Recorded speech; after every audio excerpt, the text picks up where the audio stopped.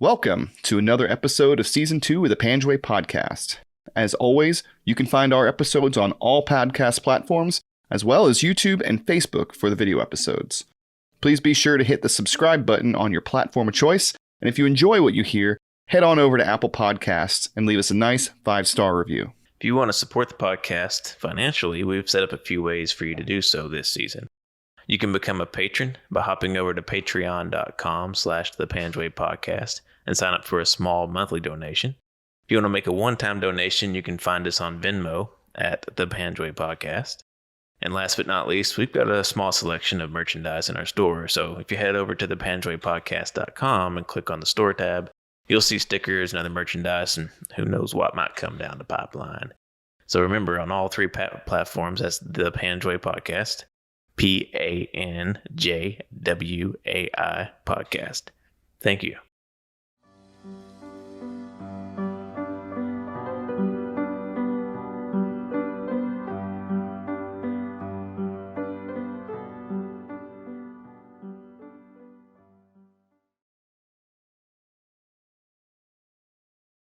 It's funny, Luke and I had a conversation about that scene. We're like, that is a scene about the military. It really is. It really 100%. Like, just sitting around on guard, with guard and something you don't even know about. You're like, can we look at it? What is it? And you're just like... Yeah. It's like, no, you just pull it out for a second. I want to see. And the dude just sitting there shooting at shit is like... Yeah, shooting at the can or whatever. Doesn't he ND or something like that? Yeah, or, the comms. That was the one that got me, where they're just like... are we ready to come in yet? And they're like, well, stand by. Stand by. Like, Yeah. like my heart sunk just watching it go, like, I know what that feels like. I know what that feels like. They should make a video game level where the opening level is you just like bouncing around base, getting paperwork filled out. You know, So like, that you get can your get on truck. your chopper. Yeah. Yeah, drive to this building and then get out and stand in line for 20 minutes and then watch could be like Grand Theft Auto. to federal employees stamps your paperwork and then tells Right. you to go to the other side of the post to get that piece of paper. Oh, the stamped. complete other side of the post, and you don't have a car. Yeah. So you have to walk, or you have to time the little shuttle, right? Then you Oh, finally no. get to the No, waiting for the helicopter, and the helicopter doesn't come Yeah. Because you missed a briefing. because you missed a briefing. Yeah. Or no, you don't have a helicopter, or you don't have a means to get there, so you have to bum a ride off your sergeant who makes you do push-ups. So you just push X to do push-ups. Push X when all you're seeing is the ground. Yeah, it's just a concrete going up and down to your face. You know? Congratulations, you have arrived at Spurwingar. Your guard shift starts in 30 minutes. Wait, what? And then you upgrade, and it's like Afghan private security is now pulling guard. Now you can sit in your bunk and watch television for 12 You hours. have unlocked private security. Yeah. Like the most I boring. never unlocked private security. I couldn't. We never.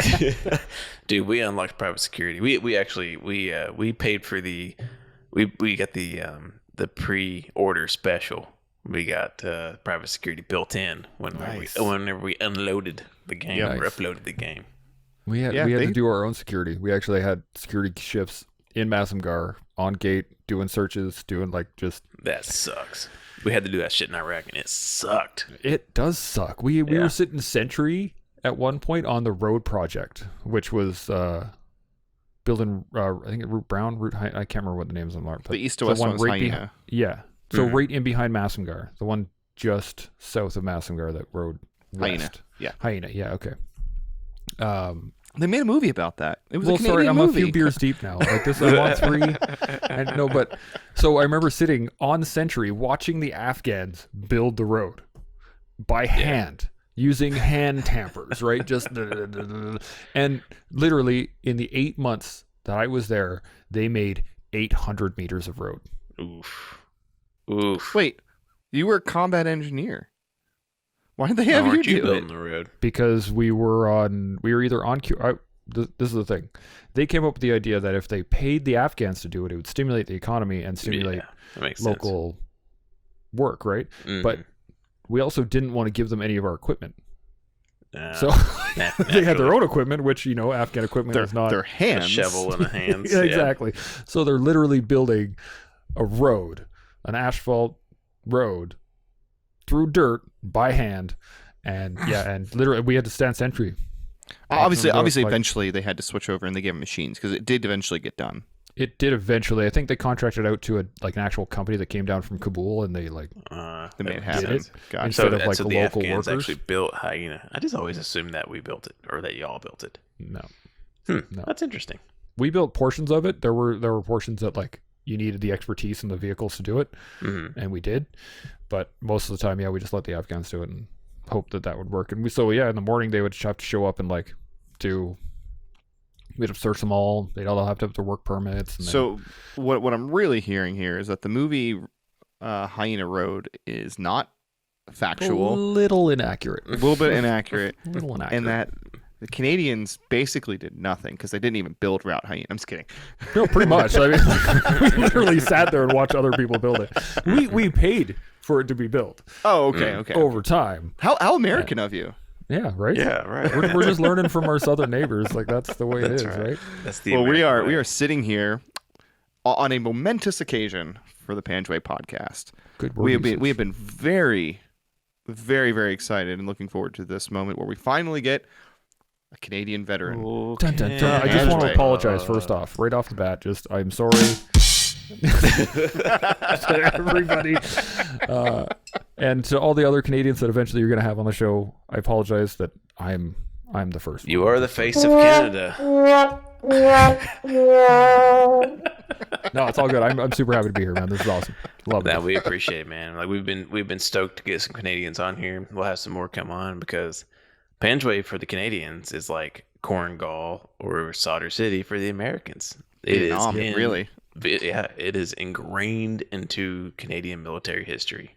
100%. Yeah. And we recognize day one of the Panjwai podcast that a significant portion of our viewers and listeners were from the Great White North, or for me, the Great White East. Great White Southeast. Just the guys over here. Yeah, the guys over there. But, a constant theme on the podcast is that everything that Americans did in Panjwai was preceded and built upon by the Canadians. Yeah. Starting with Op Medusa, continuing on with combat operations in that area, and all the way up to the point where we handed off in 2011.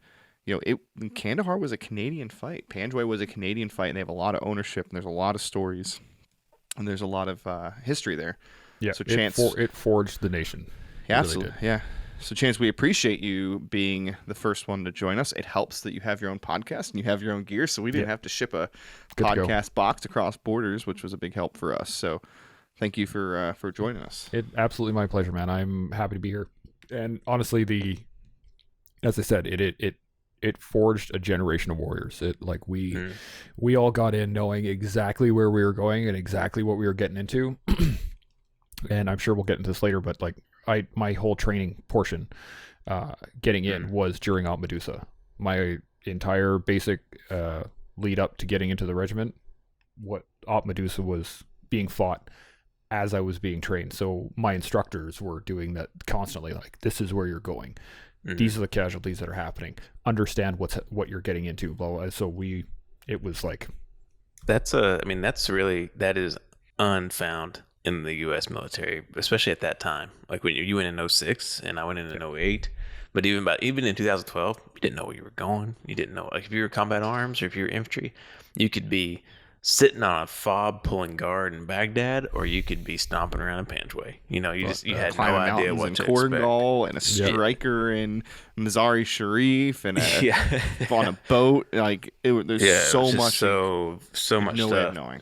But to go in knowing where you were going to go and what kind of thing to expect had to be pretty valuable. But like I said, we'll get to it. But one of the way we start this thing off is we let you tell us about your own military service. Obviously, yours is a little different since you did your time in the Canadian Army. Yep. But first thing I want you to talk about is your podcast. So tell us about the podcast, and then tell us about why the Army. Why your MO or whatever the Canadian version of your job is. MOS, yeah. Yeah, and how you came to Panjwai. Raj. So the podcast, it is called Tools for the Toolbox. It is basically me. I mean, obviously I try to hide my face a little bit with the hat and the beard and everything, but no, it's... Oh, me too. The whole concept is just talking about the tools that we all use, the vets and serving and first responders and everybody how we deal with the issues that we deal with. So I talk about specific things like pain, or dealing with your temper, or talking about your own history, as you and I we all discussed the other day earlier. And I find listening to people who've chewed the same dirt talk about the issues that you're going through, it makes it that much easier to understand and accept and move forward on. Because if you're sitting around talking with your buddies while drinking beer and somebody comes up with a good idea, you're going to listen to them because it makes sense, right? You trust that person, you understand where he comes from. Cool. Good to go. So that's really what I do. And I learn something every time I do a podcast, and I just love doing it. And how many times did we hear going through training, you may never use this, but it'll be another tool for your toolbox, right? So that's what that is. As for where it started, oh dear. Cole's notes is, I always wanted to be a soldier. Always. I showed you guys a picture of me when I was 4, wearing an olive drab shirt with the Army written across the chest. I have pictures of myself standing sentry on my treehouse when I was like 6, just with a little pop gun, just standing sentry for no reason. Nice. I didn't realize how much it sucked until I had to do it for real later. Yeah. But at 6, I loved it. And then I was a big fan of history as well. Like I learned early that my granddad was an engineer in World War II. My dad is and the whole family on that side are all ranchers, and they've run cattle for many, many years. So growing up kind of country/city, kind of back and forth, I realized how important work was, right? You have to work. And eventually I got older, and September 11th happened. And I remember coming downstairs. So I was 18 at that point in time. And I remember coming downstairs from bed after sleeping in, and it was like 10 o'clock in the morning or something like that, Alberta time. And I walked downstairs and my mom was watching the news, and I was like, why is my mom watching the news? She never watches the news. That doesn't make any sense. And then I watched, and they were showing the replays of the planes hitting the tower, and I was just like, wow, that is a fucked up show. Why is my mom watching this show? This can't be real. And then you start to realize that the news bulletins are this is actually happening. And then the war began at that point. And I didn't sign up initially at that point in time. I was just like, well, wow, that's fucked up. And Canada joined the coalition of the willing, I think it was called. And that was the Iraq one. Was that the Iraq one? Okay, I don't know. But the coalition, right? The Yeah, NATO-led yeah, fucking NATO, yeah. force, and we invaded Afghanistan. And I was like, wow, crazy. And I was a bit of a pothead at that time, so I didn't have a whole lot of forethought as to what I was going to do with my life other than where I was going to get some more pot. And eventually what happened was I was talking to my brother, and he told me just to fucking do it, that I want to be in the military since I was young. Why the fuck am I not yet? And I was like, oh, that's a good idea. I should just go do that right now. So in 2003, I signed up for the first time. Had a bit of an issue getting in initially, just based on my recreational activities at that point in time.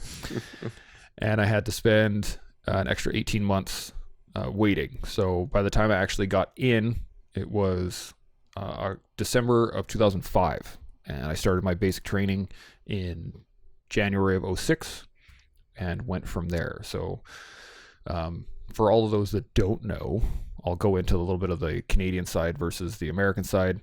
Basic for us is all arms. So every either Army, Navy, or Air Force, everyone does the same basic. And we all go to the same place, usually, in Saint-Jean-sur-Richelieu in Quebec. It's just outside of Montreal. I totally butchered that, by the way. So don't yeah, but we've take already, as we discussed in the pre-interview, French Canadians aren't real Canadians. So. Yeah. So I went there for 13 weeks with everyone else, and then I went to my soldier qualification, which is Army specific stuff. Okay. So you do your basic as the Canadian forces. Everyone does basic, and then you go into your element training. So Navy guys do Navy school, Air Force guys go Air Force school, and Army guys go to soldier qualification, or what it's now called BMQ land. And You do Somebody 6 got weeks. promoted for that one. Yeah, exactly. So you do 6 weeks there, and you do Army stuff, machine guns, grenades, section attacks, how to do a platoon attack, recce's, that kind of stuff. Mm-hmm. And then you go to your trades training, which for us is 4 months as a combat engineer. And that was, that sucked. Like as any core training does, right? But as I just mentioned, this is an 06. Op Medusa is on. People are fighting and dying. The battle for the White School is happening, called Objective Rhino. A lot of people know of it, and I'm sure you guys have read the book, I think, on Mines the initial Kandahar. invasion, as well as Lines of Kandahar. Yeah. And And the Operation Medusa book, right? Curtis has read that one, I think. I think Yes, so. yes, Yeah. I have the one by General Fraser. Yeah. Okay. So that's going on while I'm getting trained. So all of my instructors throughout the whole thing are like, just so you guys know, we lost 3 more guys last night. Like, this is where you're going. This is where you're headed, just so you know, for the combat arms guys. And we're all just like, roger that. And like it put a sense of focus into what it was we were going to do. I finished that training at the end of 2006 in October. Got to my regiment within a few days of that, and then started my workup for Afghanistan in 2007 in January, February. So, and then that was a year worth of training and getting ready to deploy there. And we were trying to learn lessons from 06. And this is what we were going to do. We're going to be kinetic operations continually. We're going to be patrolling with the infantry. We need to be ready for it, et cetera, et cetera. So at that time, was it pretty assumed or known that if you were in the Canadian Army, you were going to deploy to Panjwai? Like, everybody went. Yeah, there was no, like, it would take something extraneous for you not to go. Right. And that was just like you're going, period. And in combat arms. In combat arms, yeah. Yeah. If you were, and that varied as well, right? Like, you could be in the S shop, right? And you'd be sitting in CAF, go and get Timmy's every day, right? But you're deploying regardless. There's deploying no regardless, yeah. there's no You're going chance that he's Afghanistan, going yeah. to a non-deploying unit. No, Yeah. no, there's no such thing as a non-deploying unit in Canada. There was just like, and that's the thing. We have a thing called the universality of service, which means that if you are in uniform, you are deployable, period. If you are undeployable, you are out of the army or out of the military. Like, out you go. Good. That's changed over years. Well, it's good and bad. Here's the thing. Like, you can get guys who are like would come back from overseas and have lost an arm or have lost a leg or something like that. And they're unemployable now. Out. Right? Boot. Rather than keeping them home or keeping them in a unit as admin or some sort of operational, something where you're not actually deploying, but you're still working. But you guys have a pretty decent retirement, medical retirement plan, don't you? No. This was the other thing. In 06, when I was doing my training, the government rewrote the rules on the Pension Act. So after World War I believe after World War I, the government came into and created something called the Pension Act, which gave full pensions to war veterans. And slowly over the years, as we had less and less veterans, that became less and less robust in terms of coverage. And certain programs were added and others were taken away. But in 06, they just removed it and they said, nobody gets pensions anymore. You're all going to get a payout if you're injured. And that was it. Wow. Just in time for Operation Medusa. Wow. Yeah. That's So kinda knew. shitty. it was, Oh man, they knew those This little is kinda fuckers. it was during Op Medusa. It wasn't even before or after. It man. was while it was happening. That's a And bummer. it went downhill pretty fast. But we've kind of gotten back to where we don't have what we used to, but we have more in certain areas than we did beforehand. So it's kind of wonky right now. But right now we have, in the last 15 years, we have 2 or 3 different generations of veterans covered by 3 different generations of pension coverages. And the programs, some of them work with others and some don't, and it's a bitch trying to fucking figure your way through it. Discombobulate. So there's lots of problems with that. But Oh, good. I'm glad it's as convoluted as it is. Yeah. Yeah, sounds here. pretty similar. Yeah, everyone. Yeah, it's all fucked up. And the biggest issue. Nobody's got it right. Yeah, not that the American VA says the guy who's Yeah. in the Air Force for 3 years has 60%, but the dude who went to Panjwai and got his noodle rocked has 40. Yeah, exactly. And a lot of it is that same thing. Like I know guys that are, a good friend of mine had both of his legs blown off above the knee. He's like technically 320% disabled. Mm-hmm. Like if you add all the different things up. So he's got full coverage and he's good to go, and that's he's taken care of. As he should be. Yeah, As absolutely. he should be, 100%. And then you have other guys who are really beat up, but like not physically beat up, right? Like Right. they got bad shoulders, they got bad knees, they got bad backs, they got bad hearing, they got like everything's bad, but it's not missing anything. And they come out and they're like, yeah, you're 48% disabled. And you're like, Yeah. what does that mean? Like, Yeah. on a bad day, I can't move. How does that rectify? Like, it's just, yeah. But on the other 52 days, you can move. Yeah. Yeah. So it's really weird. And our system is built like an insurance company. So really, if you don't have the paperwork 100%, Mm-hmm. you ain't getting nothing. And it's just, more or less it's how it sad. is here. But besides that point, let's go back to getting Sure. to where I was going. So, Hey, you came to Panjwai. yeah, in 2007, we did our workup. It's a year long. And then I got some leave and we left for Afghanistan I left for Afghanistan mid-February of 2008. Yeah. Gotcha. And, Now, when we were talking in the pre-interview, we talked a little bit about culture and stuff, and you mentioned that you had felt like because your father or grandfather had served. It's very common in the U.S. to have this like culture of service. Families and generations that have served in the U.S. military, and there's this big national pride in Americans. Is it very similar in Canada? Is there this duty to serve very common? It is. And like you find it, a lot of the people that are in usually got in because they saw they looked at it as either their duty or their responsibility, or that's just the way it was. And for many, many years, we've always had a very small military. So there weren't many people like that. Mm-hmm. And so when we actually started fighting, a lot of people stood up and they said, all right, if like my country needs me, I'm here. Yeah. Whereas prior to that, they were like, I don't really want to go to Bosnia and drive around looking for mines, right? Right. Whereas Afghanistan started and they were like, okay, yep, sign me up, I'm in. And so we had a big surge at that point. Unfortunately, there's a political side to that where you have a lot of administrators running the military rather than warriors. Yeah. And Same here.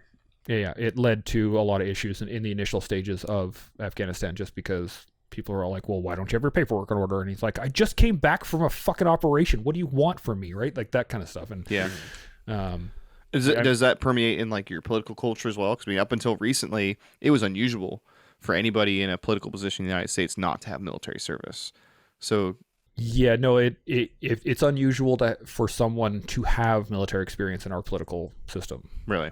Yeah, so it's when you see someone that's actually a veteran that's in politics, there's usually a bit of like, huh? Like what is he getting out of being there? Right. Yeah. Right? Versus actually wanting to serve and be leaders. We're seeing a bit more now. Yeah. Because I mean, just a generational thing. You got a generation of veterans. It's and a lot of us, we look at it, right? Like if you aren't part of the problem, or if you're not part of the system, solution, you can't fix the problem. Yeah. So that's unfortunately where we are. So I arrived in Afghanistan in 2008, and that started 8 months of a deployment that it was interesting times, to say the least. Yeah. And as an engineer, I did operations all over Afghanistan. I did all sorts of different jobs doing, like, you name it. I've built FOBs. I've done convoys. I've done foot patrols. I've done rebuilding. I've done sentries. I've done well, you bring up a good point. I mean, most people are familiar with what a combat engineer does, but you're actually our first combat engineer, whether American or Canadian, to come onto the show. So if you wanted to give us kind of a brief overview of what you're supposed to do and what kind of you ended up doing in Afghanistan. So combat engineers are basically, at least in the Canadian military, We do everything. We're the jack of all trades. Primary though, we have 3 things: mobility, counter mobility, and survivability. Those are our 3 main jobs. So we have to be able to live. We have to, not only for us, but for everybody around us, we have to be able to live, move, and fight on the battlefield. Right. So that means we can clear a minefield to allow us movement. We can set a minefield to deny movement. We can build bridges. We can destroy bridges. We can handle IEDs. We can patrol with the infantry. Exactly, just like mines. We can build structures. We can take them down. We can move structures. There's in the Canadian military, there's not a job in the army that we can't do, except for shoot mortars. I think that's about it, because mortars are specific to infantry. Okay. But other than that, we basically do everything. So we have to have skill in pretty much everything, but we're not. We have our own specialties. So within the engineers, we have EOD. Within the engineers, we have our combat divers. We also have heavy equipment guys. We have boat ops people. We have we start to differentiate within the unit as to what det you're part of, basically, through the whole thing. Well, that's one key difference that we noted when we did the pre-interview, is that for us, EOD is a completely separate MOS. And for you guys, they still have separate capabilities. Like, it's an added capability, but EOD starts as engineers, right? Yeah. So you have to be a combat engineer before you can become EOD, and then you can even be EOD qualified as an engineer, not doing EOD tasks. Yes, absolutely. There's 2 other trades that you can get your EOD qualification within the Canadian military, but only very specific. So you can be fleet diving unit for the Navy, or you can be an AWS tech for the Air Force, which basically means you can demolish stuff that the Air Force drops, and you fix their guns and stuff. So you have to have the qualification to do that. But other than that, so we actually lost a couple of Navy guys overseas that were with the EOD teams because they had the qualification to go on the EOD team. Which is common here too. I mean, we extensively used Navy EOD, Air Force EOD, and they didn't train to be detecting pressure plate IEDs in Panjwai. They were trained to look for bombs at checkpoints, or render safe crashed aircraft or crashed munitions, or Navy EOD were there to render sea mines and stuff like that. So it's really cool when you see all these services kind of like abandon their core values or their core jobs to come and help the grunts walk around Panjwai. It was really nice. Hump around giant backpacks and look for bombs. But at the real core, combat engineers were designed for mobility, right? We are made so that we can allow the infantry movement across the board. So when you need something, that's what we go do. So most of the time when we were dismounted, the engineers would be clearing. We'd be in front with a metal detector, clearing the road. And that would be our job, period. And we had dudes behind us to watch our back, and that's it. And that's something that's kind of unique to you guys, because for us, combat engineers got attached. And we didn't have that many, for one thing, but they got attached to us and then detached. But you guys actually, you went out on patrol every time with your infantry counterparts, right? Yeah. And they had to have you. Yes. They couldn't move without you. Yeah, there was no movement in the AO without engineer support, period. And we were a battle group asset. So we could get picked up and pulled and moved, and we're going to send you with that company, and now you're going to go with that company, and then you're going to switch over here. And we would be broken down in equivalency. So you'd have like a squadron of engineers would get deployed with the battalion. So you have 2 VP or 2 PPCLI we got attached to them as a squadron, and then the troops themselves, which is basically a platoon, gets pushed to the company. And then the company breaks that down. So our sections get pushed out to platoons, and then you'd have like 2 engineers pushed to an infantry section. Now, when you were patrolling with those infantry, were you always with the same infantry, or did you rotate around different platoons, different squads, kind of stuff like that? We would rotate around pretty easily. Once we got embedded in somebody, we'd stay there for a while, or that particular operation, and then we'd get pulled, and then we'd always return to our home unit when we exfilled. Okay. Or when we got back to camp, we would return to our section. And then, tomorrow orders, you're going to be with, this particular section. Okay. Go talk to that sergeant. You're like, So I'm sure that led to you guys when you were in Panjwai. That led to you bouncing all over Panjwai, right? Pretty much. Yeah. So you didn't spend all that time at Mazamgar or at Sperwangar. You got to see a good chunk of the Horn out there. Pretty much. Yeah. I was on QRF I was part of the battle group QRF for 5 months out of the 8 that I was there. Mm-hmm. So a lot of my job was driving from AO to AO to AO to AO whenever shit happened. Mm-hmm. And so we would just, off we'd go. Okay, we're off to another one. Oh, another IED strike. Okay. And there were days where like I got kicked out of my rack at like 1 o'clock in the morning and be like, we got a call, let's go. And you'd have to clear in the dark with a red light. Fun.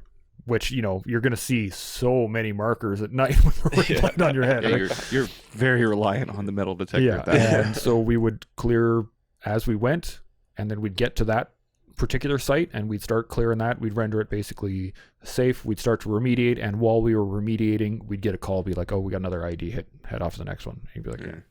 Okay. And there were days where I went from 1 o'clock that one morning to the next evening, so almost 48 hours before we actually got back. Yeah, just constant, like, we got another hit, we got to go over here, these guys are on contact, we got to go see these guys, we got to go over here. And it was just on the road.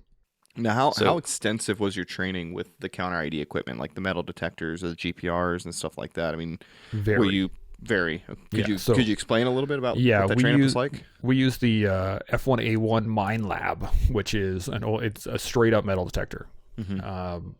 The thing is, it's extremely sensitive, and you have to really know how to use it. So out of the 4 months of engineer specific training that I got just to be qualified as an engineer, we have, I think it's 6 weeks in the mine lab, which is just mines.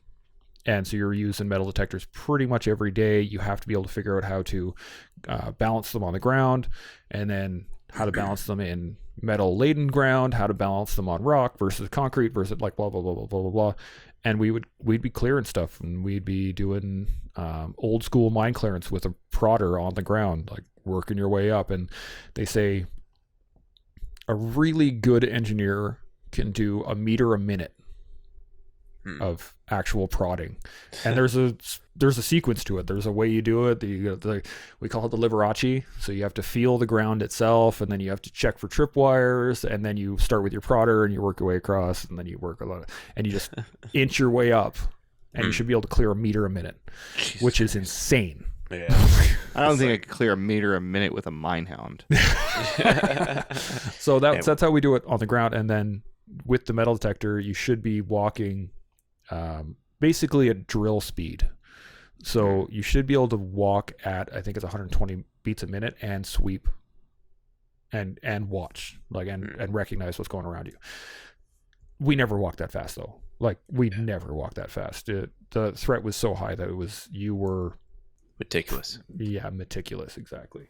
Well, I know for us, just the mere fact of holding the mine detector and sweeping it constantly was exhausting. We had to switch guys out back and forth. I mean, it was not only was it mentally taxing to have to look for signs and signatures and flags and disturbed earth and all the other things that came along with the IED threat, but 6 to 8 pounds on an outstretched arm, it just smokes you. So did you guys trade off back and forth, you and another IED, or not really? No. If you were patrolling, you were basically in front until you stopped.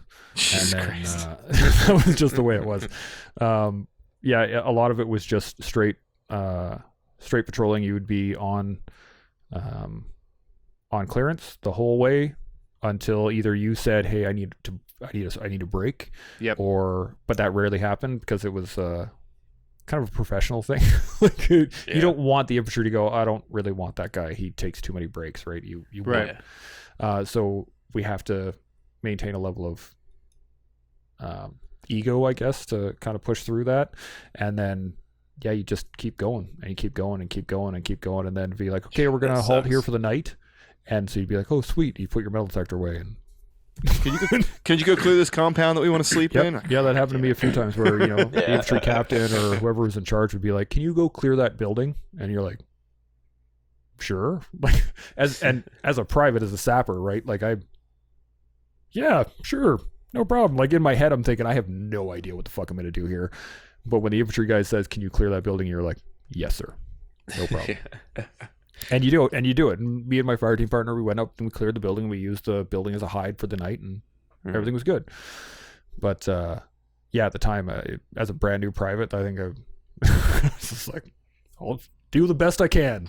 And But when you got to country and they put a mine detector in your hand, you're like, okay, I know what to do with this. You're in familiar territory. yeah. It's like I've never seen this before in my life. It's like, well, when I started listening to you guys and listening to you guys talk about using the mine hat, I was like, why would they put it in the hands of the infantry? Like, why? It's a great question. Well, we kind of halfway joked in the pre-interview about how for us it was just like when you first get it and you're sweeping along and it goes, you're like, oh shit, is this a thing? And you take your time and eventually it's just like you just go through because there's so much metal, and we didn't know what to differentiate between the tones, stuff like that. So it made a weird noise, and you stop and start looking around. Like, wait a second, let me look for that one. Yeah. And it goes, and you're like, oh well, what's this? And you start looking around like, I don't know. And depending on how tired you are, you just kind of stomp your feet around a little bit.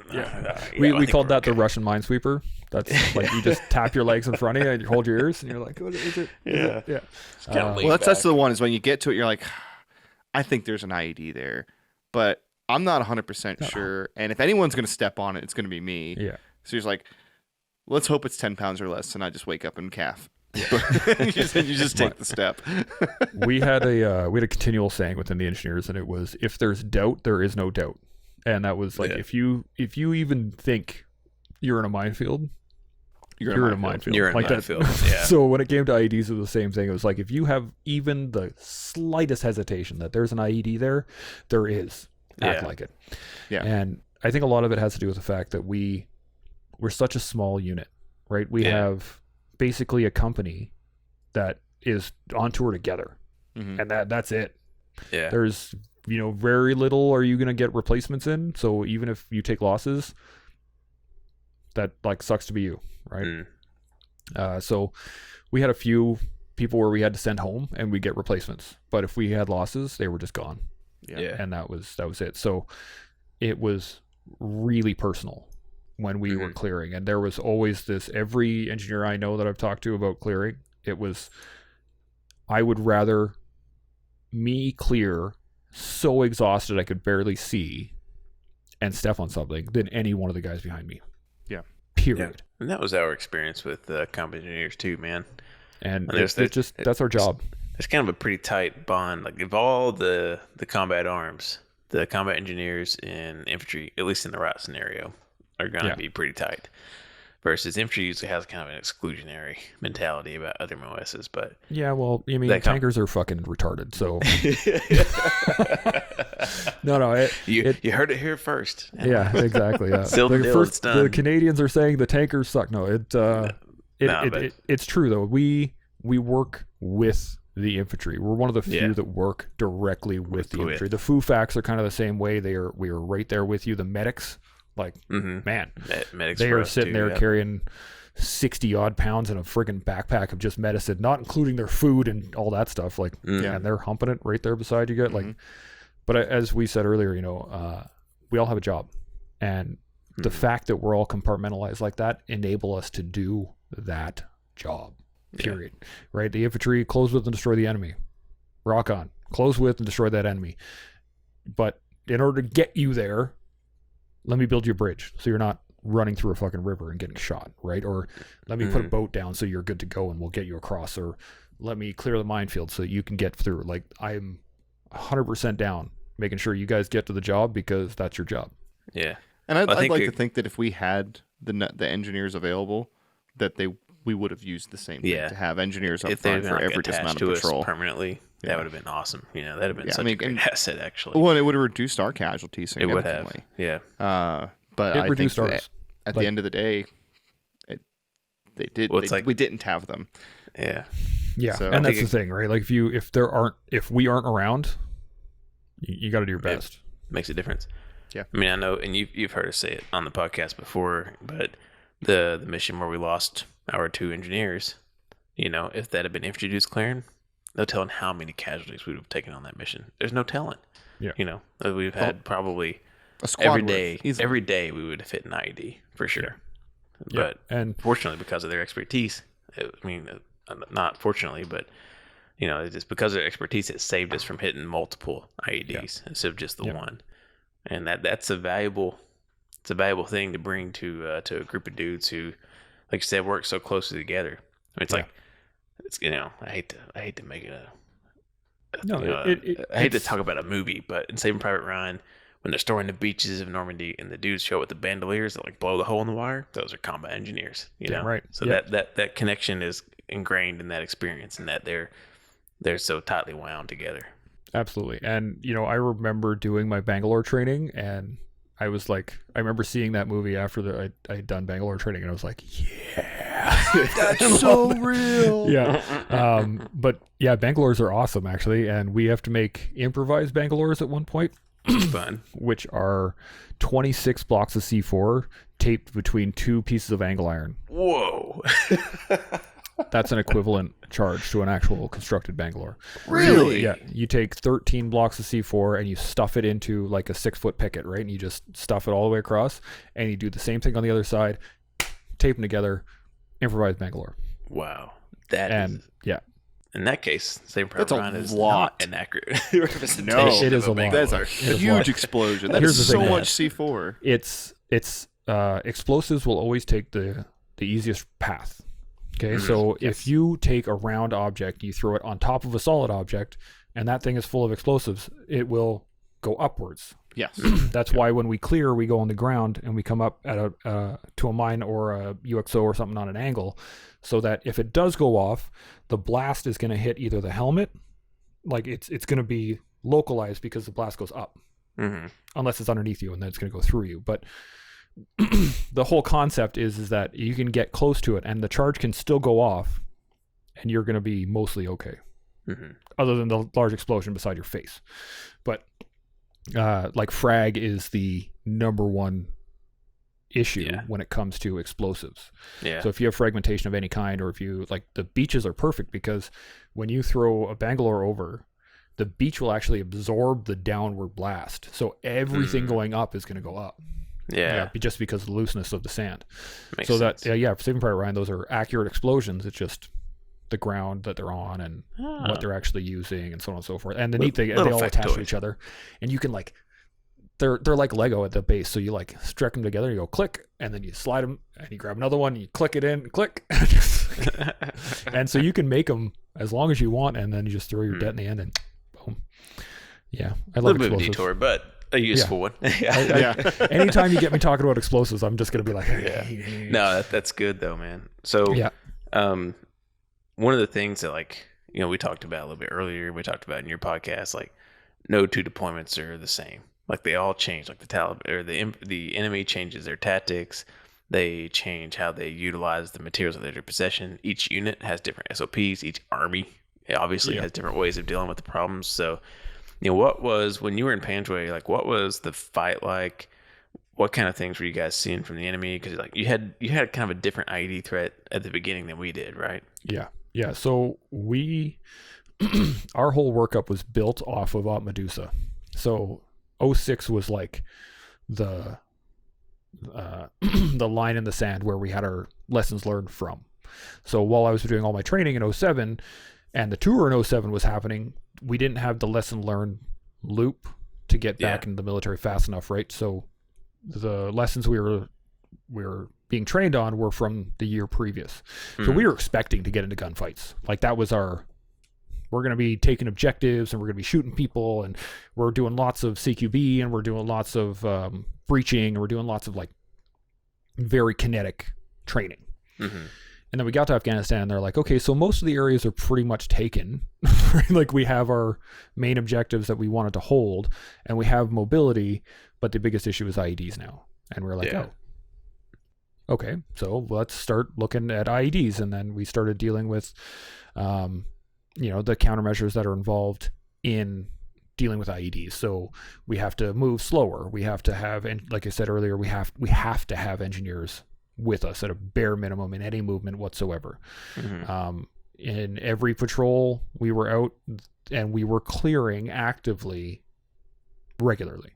There were still patrols where we would start off walking on the paths with like an infantry in the front, and the engineer being number 2. And if the infantry or the engineer said, yeah, I think we should break out our metal detectors, then we would. Otherwise, we just keep patrolling. But for the most part, it was a lot of general movement patrols and a lot of what we like to call pick a fight patrols. So we would walk. We would walk into an area at like 4 o'clock in the morning, like everyone else is asleep, right? And we'd sit down and we'd hide, but we would just kind of sit down for the night, and then we would set up our positions at dawn, and then the Taliban, the insurgents, would wake up to us being on top of them, and so they would engage us directly, and then we would engage them with massive amounts of fire, and if we ever got into too much, the Kiowas would bail us out, and those Kiowas were friggin' awesome. I can't say enough about them. They fucking saved our ass. I don't know how many times. I can't even count how many times. Yeah. But yeah, that the day-to-day biggest issue was IEDs, but they were mostly vehicle IEDs. So we had a lot of freedom of movement on foot. And then by the time I left, as we were leaving and later that year, we started seeing a lot of smaller foot-sized IEDs, stuff that was trying to take out a dude or two from a section rather than the big ones that the vehicles would hit. Right. Which obviously is the IED threat that we inherited, because that's almost exclusively what we faced. We had 3 vehicles hit an IED in 9 months. Wow. And only 2 of them really count. And only 2 of them really count. And nobody was like, nobody got wounded. Nobody got messed up. Like, they were smaller. Like, the biggest one was probably 100 pounds. Yeah. Maybe we were 150. seeing like they were trying to take out our tanks. That was the big one. So we would see massive IEDs. Yeah. We had, unfortunately, my recce team, Echo 21 Bravo, they hit something huge. It actually blew the turret out of the lav. It's crazy. The whole turret. And just that's how large it was. And that's the kind of shit we were facing on the roads. So when we were clearing those roads, that was our biggest threat. And then when we were on foot patrol, for me, I was just like, oh, thank God. This is so much less stress, because I found the markers so much easier to see walking, right? Like I'm on the ground. I'm not in an air sentry hatch looking at the ground 20 meters as we're driving 60 kilometers an hour. Like I can't see that shit. And our drivers are hatches down, so they're looking through periscopes. They're not going to see shit, right? So a lot of our driven IEDs were found either based off of improper techniques by the insurgents. So they would leave something really visible, like those ant hills, to cover command wires, where they would just stuff dust on them. Those would give it away real fast. Or if we were doing vulnerable point searches ahead of time, so we'd have the V set up and we'd like walk in the road ahead of it. So again, we'd have to be on foot to see it. But yeah, the vehicle ones were big up until about halfway through the tour, and they realized we were on foot a lot, and then they started putting them smaller ones. And then the tour after us, the 2009 tour, we're starting to see so near the end of my tour is when they started targeting the engineers. That was where they were really looking to hit the guys with the metal detectors, because we were seeing charges set behind the pressure plate a lot.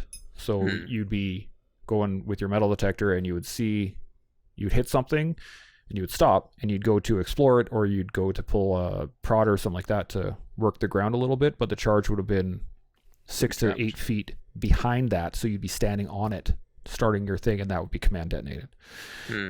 Or things like that, where it's obvious they're trying to hit the person that is clearing the road, right, rather than the actual the rest of the platoon or something like unit. that. Yeah.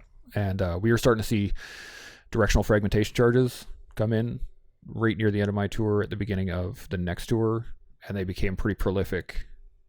In 2009, they did a lot of DFCs, which are improvised claymores, for those that don't know. Yeah, and we didn't run into that really. They tried it once. They or tried twice. a couple times, but for the most part, it was all pressure plates. Yeah, 5 to 20 pounds. I think it took them a while to find a technique that was efficient, and effective. once they ran out of Soviet munitions, those big bombs just weren't feasible. They couldn't make that much HME.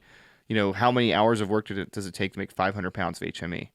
And it's going to get found because when we took over, we were using that the Husky, which has that giant GPR on the front. You can't hide that from that thing. You're going to find a 500-pound IED on a road. Yeah, and the GPR, like the E-Rock package, that whole setup with the Husky and the Buffalo and all them, they cleared our roads for us. Like they would go to town and then we'd vulnerable point search afterwards. So what we were looking for on the ground was like hastily emplaced IEDs. Right, stuff exactly. That was like just thrown in really quick after the E-Rock package had gone over. And then you can't hastily emplace a 500-pound. There's no way. Yeah. So the big ones that we found were like, they were dug in under the asphalt road that had been there since before we paved it. Right. And they would just leave a lead that they could hook up and so were they using like old 107 rounds and stuff like that? So just like munitions and things like that. More like Iraq, basically. Well, most of the stuff we found was HME in those big ass cooking pots, like the really big silver ones, right? Mm-hmm. So we found a lot of HME of that. The ordnance itself, they would try and shoot at us mostly. I we got rocketed pretty much every night. There were, I think there was a point where it was like, there was 3 days where we didn't get rocketed, and we were all sitting there like, "What's coming? When is it coming?" Like, and it just weirded us out. Where would that originate from? From the green zone? Yeah, just from the green. They would come in mostly from the north. Okay, makes sense. Because so the engineers also, we lived in the tent system that was up on top of the hill. So if you guys remember Massamgar, there was like. You have the main compound down below, and then there's the one spot up top we called the catcher's mitt, and that's where all the rockets would hit. That's where the engineers lived. So we would sit there, and I have a picture of me and my buddy. We were playing baseball on Xbox, and we both have our armor and a helmet on because we had just got rocketed twice that night, and we were just like, whatever, we got armor on, and just keep playing. Like, you just got so used to it that it just. You're like, whatever. But yeah, a lot of those like Chinese 106s were pretty regular. The 107s would come in pretty regular. Every so often we'd get mortared, but that was pretty rare because we had a system when I was there that not countered, but like it triangulated where the base plate was. So the moment they fired it, we knew exactly where it was, and our artillery would hit it, and it would just be like. Gone. So they figured out real quickly that none of their mortar teams kept coming back, and that system developed out of the Iraq War, it's still in use, and it's still in use. Its range has expanded. Which is it's awesome, but it's incredible. But it's also about 50% accurate. But I mean, it's also being used right shoot now in Israel. That's a different system. That's a different. The Iron Dome is a whole different thing. Different system. But they would, for the rockets for us, they would just put like a 107 or something like that, and they would place it on a rock and kind of half-ass aim it, and then put it on a time delay, and they would just fuck off. Which makes it amazing that they were to hit a base at all. Yeah. Yeah. Oh, absolutely. There's like MacGyvers out there with like bubble gum, duct tape, and like 3 pieces of rebar, being like, that should hit Massamgar. Send it. Yeah, I always picture the random dude just sitting there like move it half an inch to the left, like we're good to go. Right? Like, just check Ahmed, the do wind not forget to account for the wind. Yeah, you must account for the wind. But we got rocketed to the point that at like by the time we went into CAF for one thing or two. I think I was there maybe 4 times that whole tour, and we'd go in there and there would be a rocket attack at some point on CAF somewhere, and the alarms would go off, and we'd all be sitting there going like, what's going on? What the fuck is happening? And people would be scattering to the bunkers, right? And we'd all just be like, what? Because it just, it didn't even, we didn't even hear the explosion, and all of a sudden we're just like, people are running. But sorry, I cut you off. Oh, no. I was just saying that, people think rockets, they think like a truck mounted system that or a big old like fuselage kind of thing. But no, the Taliban just literally laid them on rocks.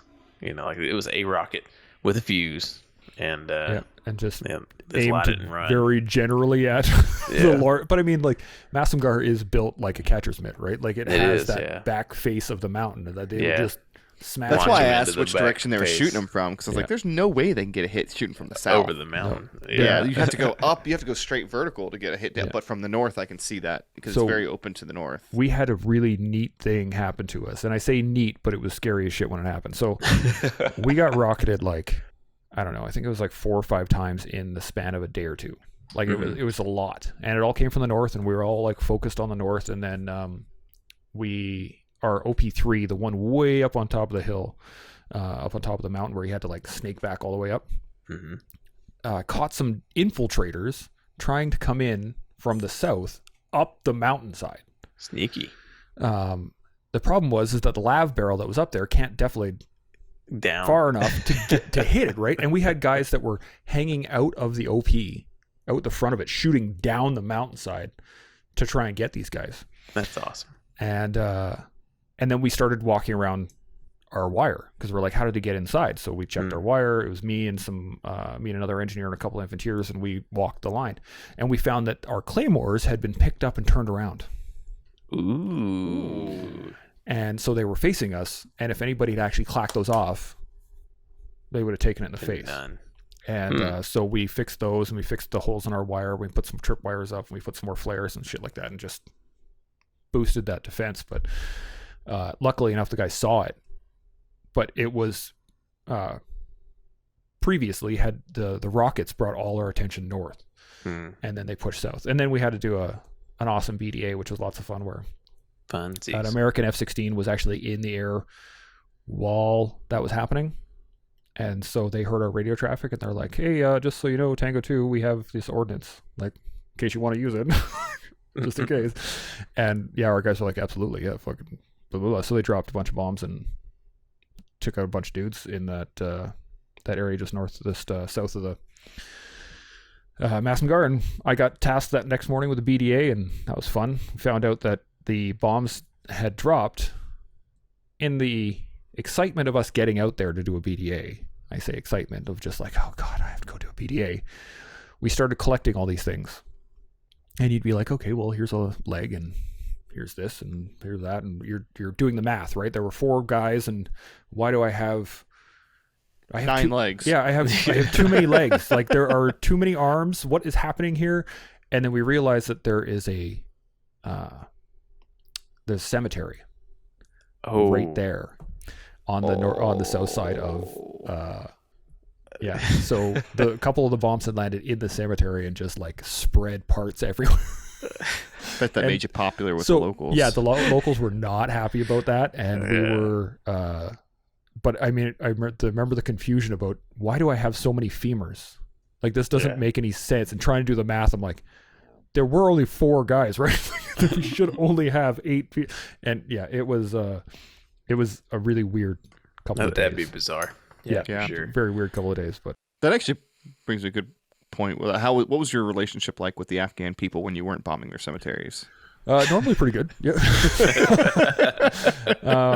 Normally pretty good. Yeah. The biggest issue we had locals wise, initially at the beginning of the tour, was convincing them that the Canadians were back.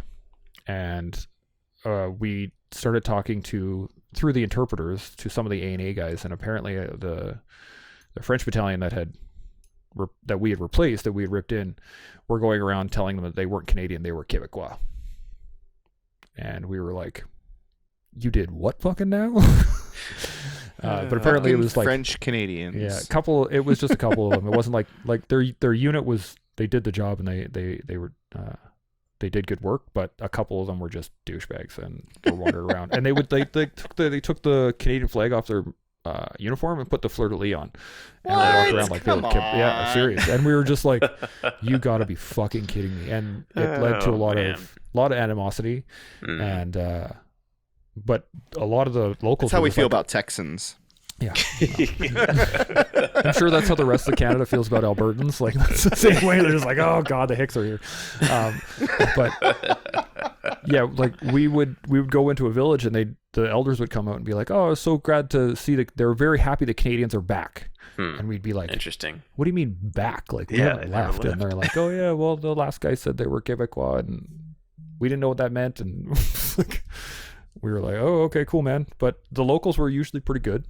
usually. When I first got there, I would rarely see a little girl, rarely. And it would be like as a glimpse as they like darted behind their parents or into a building or something like that. But by the end of the tour, I was seeing little girls walk to school on their own, just with the books, walking into town, just south of Massengar, and we would be like, cool. Like it was a visible marker. We're making progress. And I don't want to bum you out, but yeah, I know. Yeah, it doesn't happen anymore. Yeah, but 2012, there were no little girls walking around. Well, here's the thing: is that we would also see other stuff. Like I told you the story. My sergeant got hit by something while we were driving down the road, and I thought that he had gotten shot, like a sniper or something had hit him. And I flipped my machine gun around and I went to look, and there was this kid standing off the road, just like with a brick in his hand. Yeah, and I was just like, holy shit! Like, first off, wow, like good aim. Wow, moving target 20 miles an hour, handheld throw. Exactly. and nailed him in the head. Like that, yeah, just like went off his helmet. But but we did have some direct animosity, and you could tell there were people that like they fucking hated you. Hate. You. Yeah, you could see it in their eyes, like just the fact that you were there, and fuck you. And there were lots of times I sat there behind my machine gun, just like, all right. That is a surreal just bring experience. it, man. Like, I'm ready. But, yeah. To look somebody in the eye. Eyes, yeah. and see hatred. Yeah. And to know straight hatred. To know that if there wasn't a drone overhead, or if they weren't outnumbered 30-1, that they would just kill unspeakable things. They'd slit your throat in their sleep, and in your sleep, and they wouldn't even think anything of it. Yeah. And I've never things. That was one of the I've never seen difficulties. hatred like that. Yeah. With being an engineer was that like we knew we were being targeted. We 100% knew it. And that was one of the, when you first get there, you kind of expect that, they're trying to kill soldiers, right? Makes sense. Enemy, we're bad guys. We're the enemy. Okay, anybody in uniform is a bad guy. That makes sense. But when you start getting like actively targeted, and they're not just trying to kill a soldier, they're trying to kill me. Like it's a whole nother level of concentration that you have to put into everything. And it's a special moment when you know you've been singled out. When it's you, like Curtis said it before, but I like to use that as examples. Like, they're not shooting at the Americans, they're shooting at Curtis. Yeah, it's like we had that moment. Like, they're not shooting at us, they're shooting at me. Yeah, it's a good realization. Yeah, there was we got into a firefight, the second firefight of that day, I think it was, and they were trying to hit me. Like, there was no doubt about it. I was sitting down and I went to stand up and the round went right over my head. Like, always fun. And we realized afterwards that he was probably aiming at me, and because I stood up, he pulled to shoot, so he went high and I was just like, oh. Oof. That's not one you want to think too much about, man. Yeah. That was close. All right, cool. That there was a couple close calls before that, so it wasn't new by any means, but yeah, when you actively get targeted and you're like, oh shit, that's it's not just anybody else. That is definitely coming my way. Actually, on that topic, what was the small arms like for you guys there? Mostly, I mean, like specifically, or just like in general, getting contacted. Just engagements. Yeah, engagements in general. And pretty much anytime we were on foot, we would get attacked. Pretty much. Was it close? Rarely distant? would it be big. It would usually be small, 2-3 people shooting at us, and that would be about it. Same for us. Few times we got into like bigger engagements. It was obvious that like there was a very big difference between how we fought and how they fought, and it was so they would hit us with a bunch of people, but it would get pretty. They would get done pretty fast, and there was another point where we had a sniper team attached to us, and there was this really weird lull in the battle in the firefight. It was just like the noise of it and rounds going back and forth, and then I think everyone was like reloading at the same time or something, but there was just this weird half a second, 3/4 of a second lull, and in that middle of it, it was just like and everything went back at it. I was like, oh yeah, at least we got one. Yeah, that guy hit something, right? We knew it. But most small arms fire was very minimal. it was engaged very quickly with a lot, and they would either get fucked up really fast or they'd be gone, and they would disappear into a hut. Or this was the other part. Our ROEs limited us to they had to have a weapon in their hand. So a lot of times they would shoot at us, run into a grape hut, drop their guns, and then walk out, and we would not be able to engage them because who else could it be? It could just be a farmer that was sitting in the grape hut randomly until the shooting stopped and then walked out. Now, if you were being actively engaged from like a tree line and you could see like dust kick up, you were shooting. Oh yeah. It's gunning. Yeah. We would give it death as best we could, as it was, right? And we would call an artillery if we needed to, and like if we were getting shot at from a grape hut, we would level it. The 777s are fucking awesome, and they are accurate, and we would just like give her. And if the tanks had shot at it, they would level it as well. So we talked to an Afghan interpreter off the record a while ago. I was like, what do you think about the Canadians? He goes, they really like to blow things up. Yes, we do. He's like, they would get into a firefight and then they'd sit down, they'd call artillery, and they would blow up the building. I was like, okay. Yeah. Well, like we recognize very early that direct engagement, World War II style operations where we're like charging across open fields doing section attacks didn't really work. And that was a tough lesson for I think every new unit that showed up, whether it was American, Canadian, or whatnot, had to learn that lesson, because everyone showed up being like, we're not going to do what the other guys did. We're gonna run these squad attacks. We're gonna run these flanking maneuvers, and we're gonna take the fight to the enemy, and we're gonna take back the roads, and we're gonna dominate this terrain. And very quickly they realized with an IED threat like that, you can't. You just can't. You can't maneuver like that. You can't move fast. Even if there weren't IEDs, the terrain doesn't allow you to move fast like that. The terrain was such a key factor, man. Like if you saw an open field, it wasn't really an open field, right? Like you realize very quickly that was actually an embedded grape hut or grape row that you had to like then go down and then up and over. It just looked flat from where you were, right?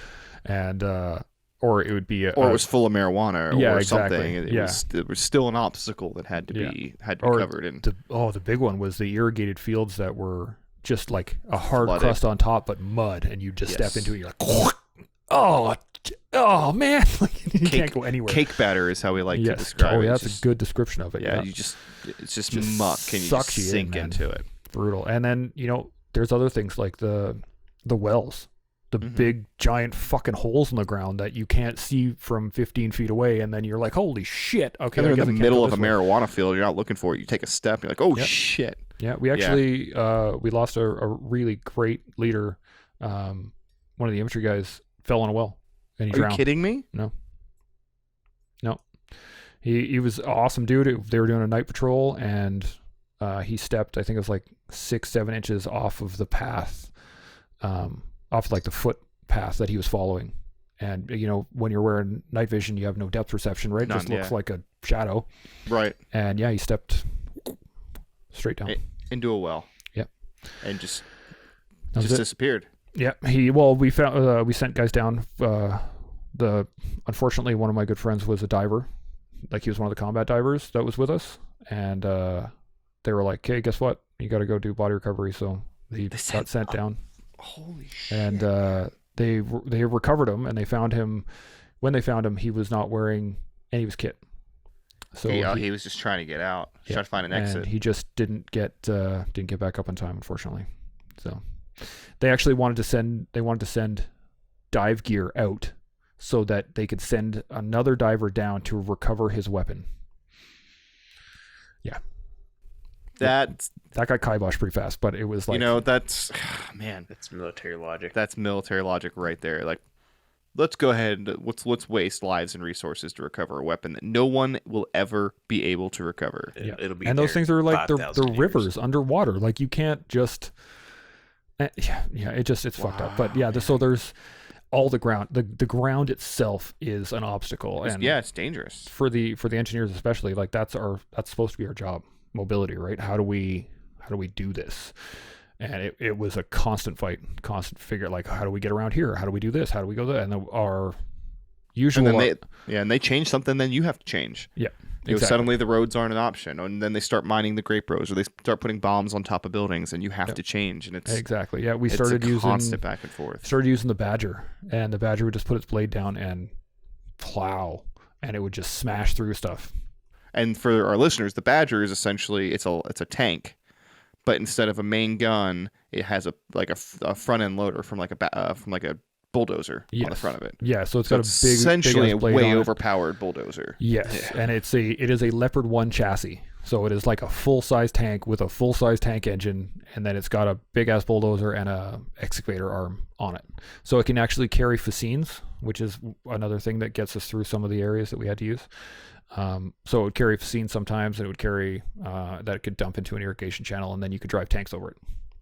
And so when I got blown up, like when my lab got blown up, we had a tank with a mine roller in front go ahead of us, another tank with a plow, then the Badger, and then us, and we got blown up.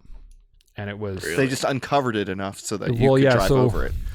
The area we were in was, those little outcropping mountains, not mountains, but they're like, 25 foot Crags. high Yeah. crags, right?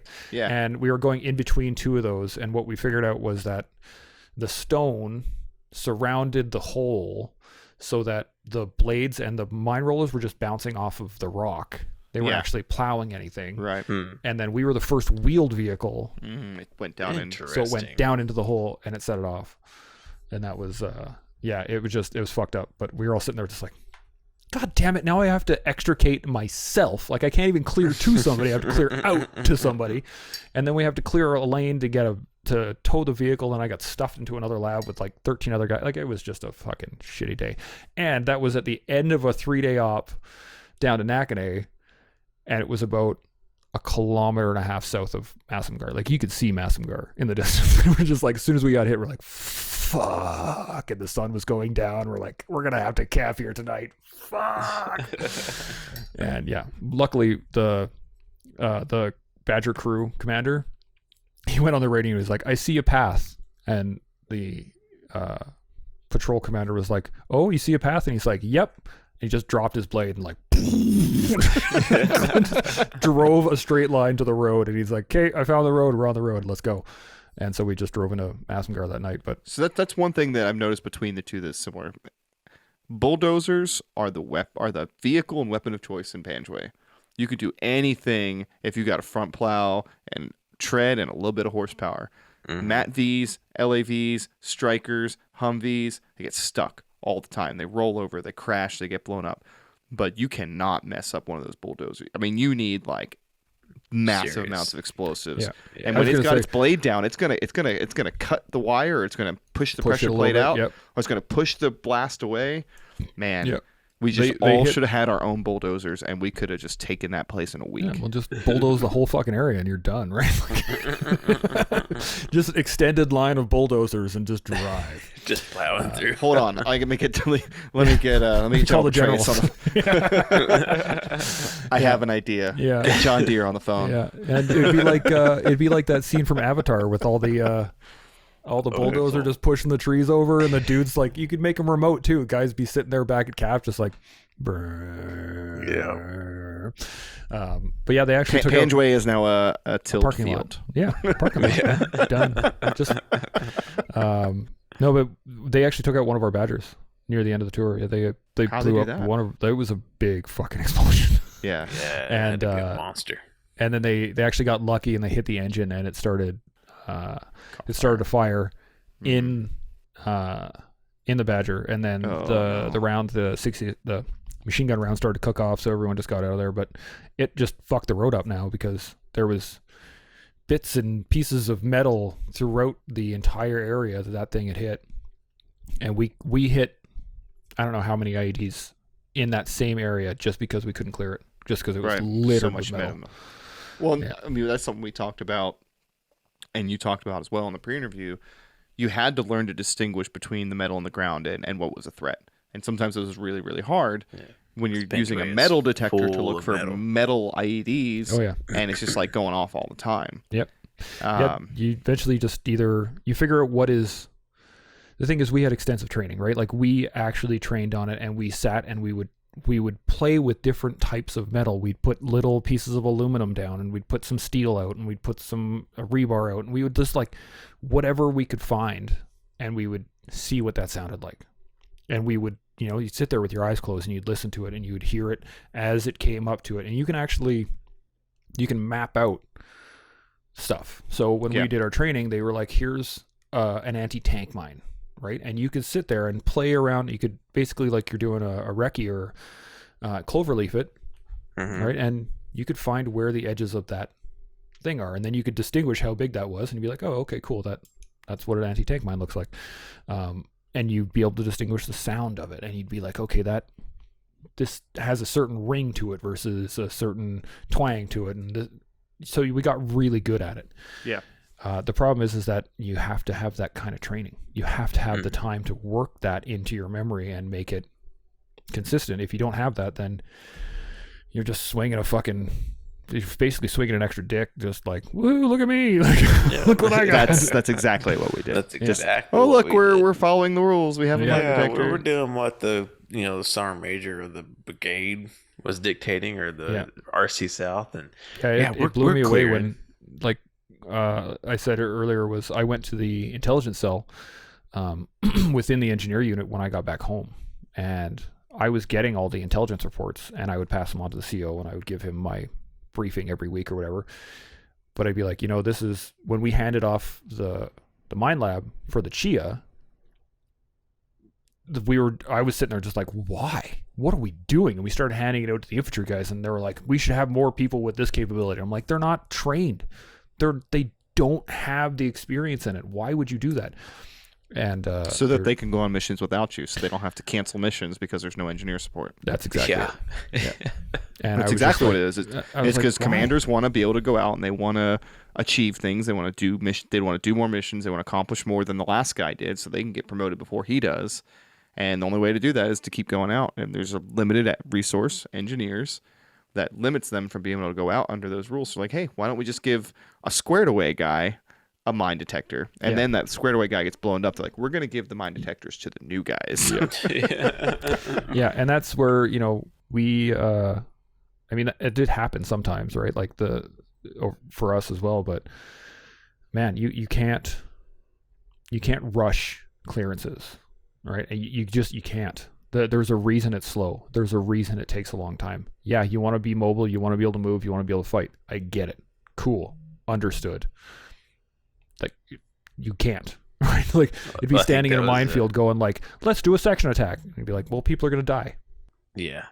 And it's not the war for that. There's a war where you have to do that. You're like, you know what? People are going to die. Yeah. We're going to, but we still have to do the squad attack across the minefield. Yeah. Because if we don't, the Nazis take over the world. So we're going to do it. Absolutely. And Panjwai was not the place or the war to take those kinds of chances. It just wasn't worth it. No, and really, I mean, like, you're just wasting time. You're wasting effort. You're wasting people. For what? For what? Like, it blew me away. I was listening to your guys' podcast at one point, and you guys were like, yeah, we had no idea where we were going. We just, like, we'd get on the plane, and then we'd show up in Afghanistan. I was like, how? we took a year specifically training for Kandahar. Specifically training for it. And not just as a whole, like, we're going to go anywhere. It's like, as an engineer, your job is X. You will do X 1,000,000 times until you are fucking proficient at it, period. And that's how we did it. And then I was listening to you guys, and it's like, yeah, we came out of basic, and then I showed up in my unit, and then I was in Afghanistan, and I was like, like what? Month and a half. That's the rapidly deploying, never knowing what's going on. That's insane. U.S. Army.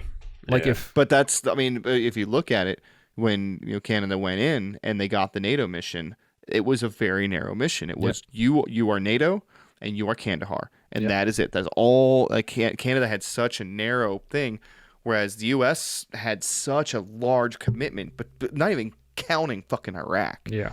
Overexerting ourselves in that way, but there's no way we ever could have done a year-long workup for a specific district. It wasn't even possible, because they're going to change it. Even when I was a pilot, they're like, you're going to Eastern Afghanistan, you're doing the ISIS fight. No. Okay. I was there for a little bit. Yeah. And then they're like, oh, now you're going to Kandahar, and now you're going to Coast, and now you're going here. Are you going to run an operation in Bagram? And it's too few resources, too large of a commitment. Yeah. Whereas the Canadians were smart, or forced to be smart, by given a very limited, commitment and able to put all the resources into it. Yeah. Unfortunately, the AO was like way bigger than what we should have had. Like when we left Frontenac, just Frontenac itself, the FOB, we got replaced by a division, and we had a company there. And we were just like, we did not have the resources to man an entire province like that. But we managed. We made do. We did what we could, and I think we did pretty well. And I've heard many times that people are like, the Afghans saw the Americans as invaders. They saw the British as invaders, and they saw the Canadians as peacekeepers. And we were kicking ass and taking names and doing our job. But I think there was a different mentality just from our previous experience as a military to the way we applied ourselves when we actually were fighting.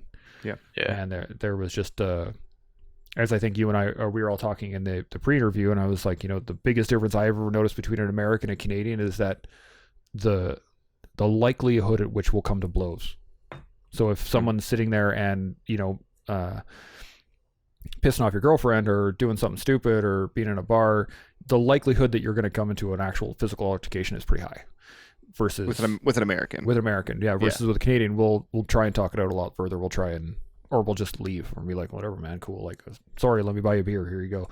And it's true. Like it's a stereotype, but stereotypes come from true acts, right? And that's how we've done it. I had Lieutenant Colonel Pat Stogren on my podcast. We talked about leadership, but he was in charge of the initial invasion at 02 for the Canadians. He ran the 3PCLI or 1. I can't remember who he was with, but he ran that invasion for the Canadians. And he was like, we were professional warriors.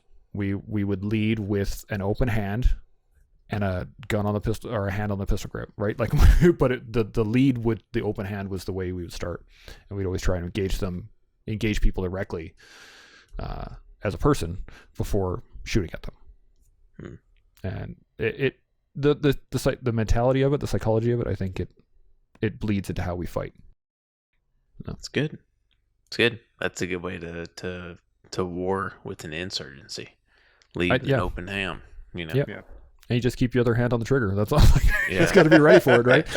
One hand's back here at retention. The other hand's out. Exactly, right? Like you're just reaching out for a handshake, but you got your pistol in the other hand, or you got your machine gun or whatever. Like, be ready for it. But I mean, the basics of martial arts, the basics of anything, when you start learning how to fight, the first thing is keep your space, keep your distance, make sure your hands are up. Try and create a space that you can control without engaging the person directly. Sure. And that, I've been studying jiu-jitsu for a while now, and that's, man, love it. If you guys get a chance to do it, do it. It's amazing. But you're going to learn so much about yourself if you want to. The biggest thing for me learning traditional martial arts throughout my life was, man, is space. Like, keep space, right? You want a distance. When I joined the engineers, same thing.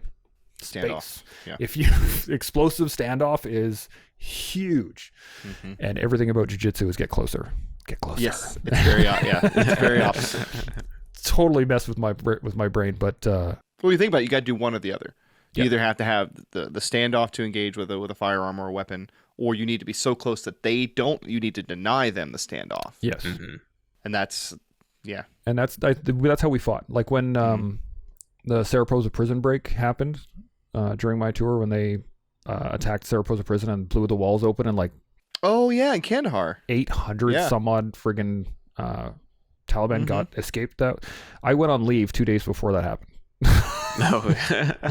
So I came back. Yeah, the first of many times that prison has had a breakout, by the way. When I came back from leave after 3 weeks, they're like, there's friggin' criminals everywhere and there's Taliban all over the place, and like the whole friggin' city's in chaos, and we're all just like, well, I guess we shouldn't have left.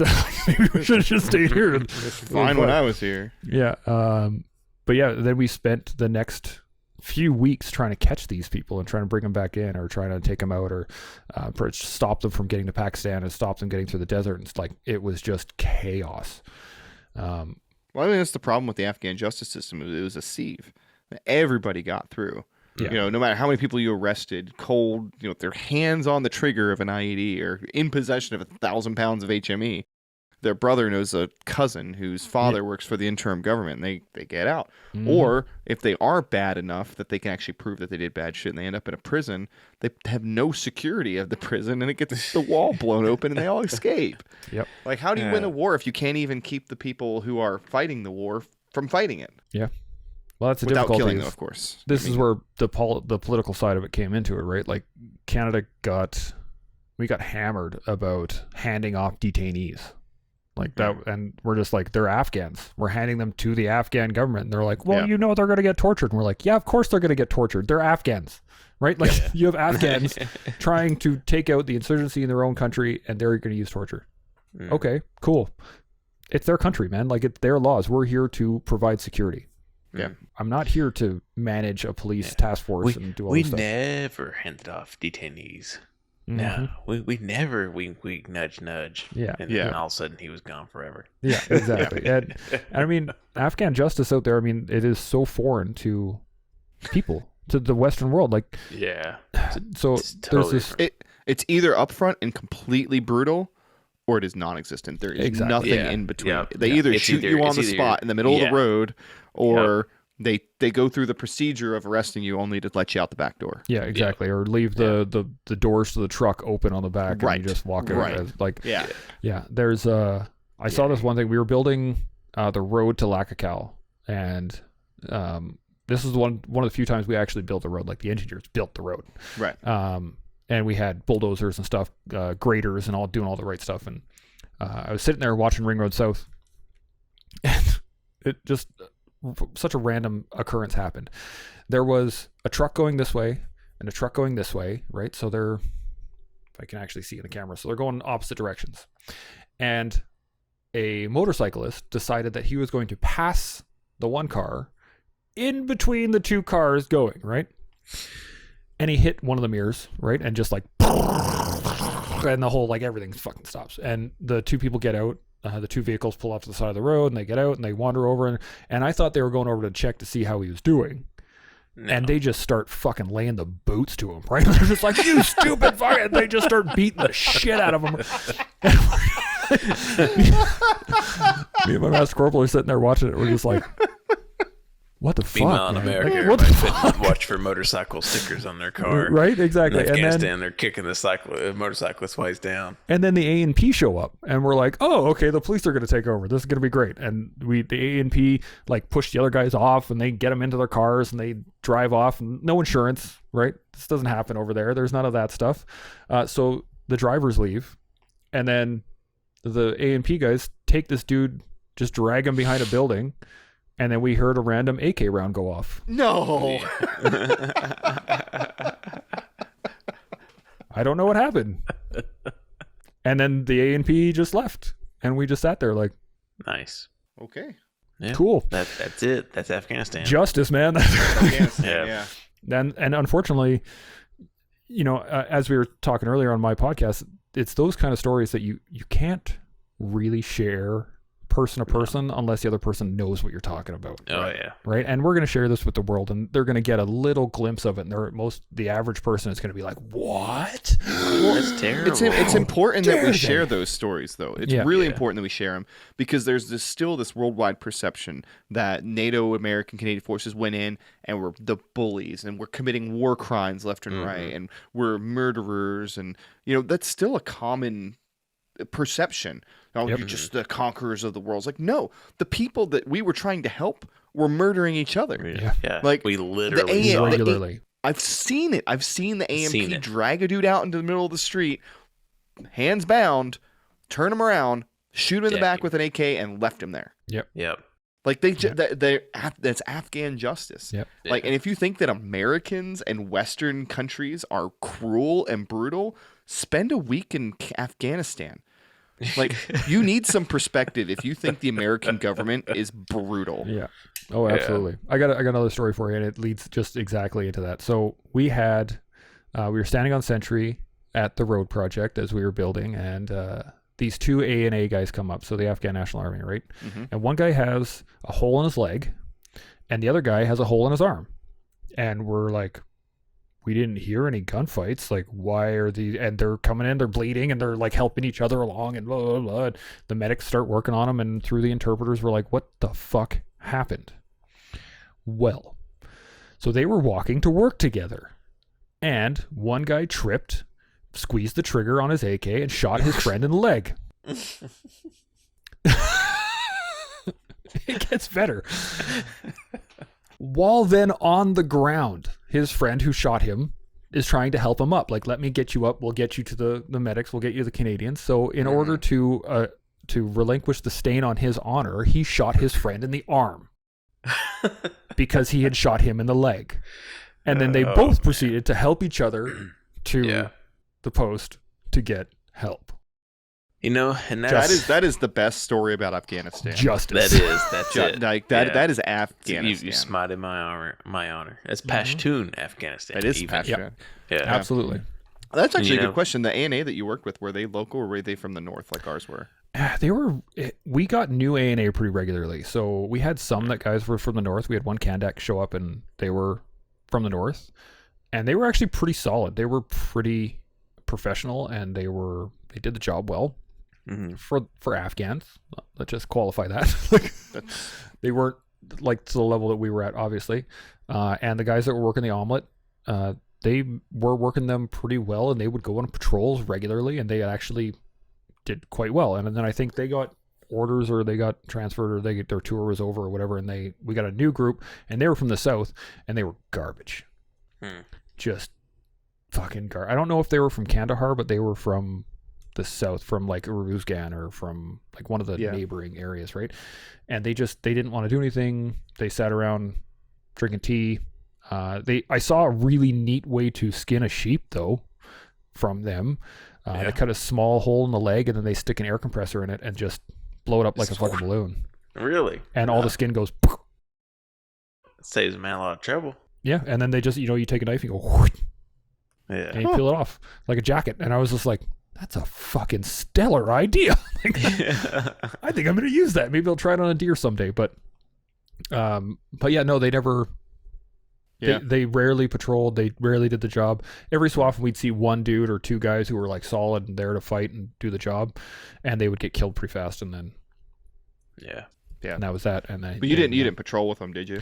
Not normally. No, we were very. It was the omelet team, the occupational mentor and liaison team would patrol with them directly, and it would be like half a dozen dudes with a platoon of infantry, and they would, or like half a dozen Canadians with a Afghan platoon, and they would go on patrols and do stuff. That would suck. Just like police mentors or like advisors kind of thing. Yeah, exactly. And then every so often when we did work with them, for some odd reason, we pretty much got shot at every time we did work with them.